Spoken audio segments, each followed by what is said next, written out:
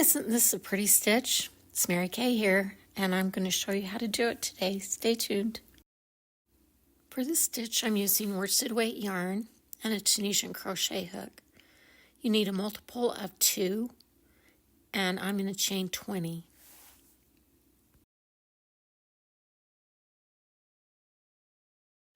For the foundation row, I'm going to pick up the back bumps. So turn your chain towards you. You'll see those bumps on the back.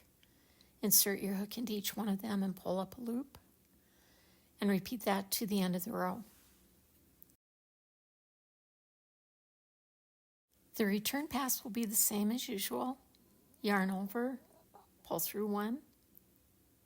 Then yarn over, pull through 2 all the way back till you just have 1 loop left on your hook.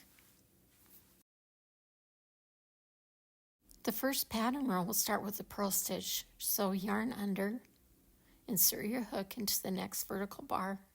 Bring the yarn below your hook, then wrap the yarn around your hook in a clockwise direction and pull through. The next stitch will be a simple stitch. If you need help with the purl stitches, click on the link in the upper right hand corner for a tutorial on how to do them.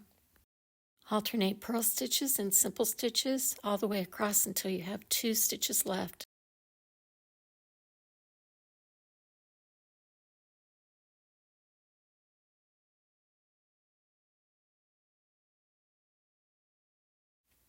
In the second to the last stitch, make a purl stitch and then turn your work so you can see the edge. Go through those 2 loops, yarn over, pull up a loop, and complete the return pass as you normally would. Yarn over, pull through 1, and yarn over, pull through 2 all the way back until you have 1 loop remaining on your hook.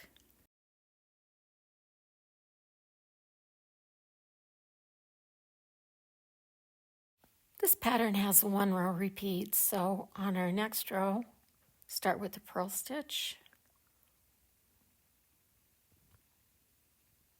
then a simple stitch,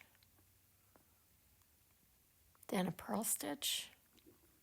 Continue in the same pattern until you reach the length that you want. With several rows completed, I'm ready to bind off.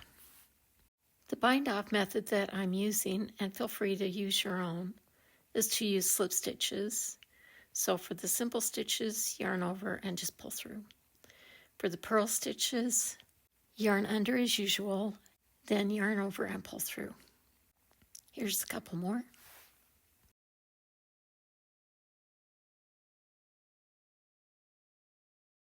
If you like this video, please subscribe, comment, and share. I really appreciate it. Thanks for watching.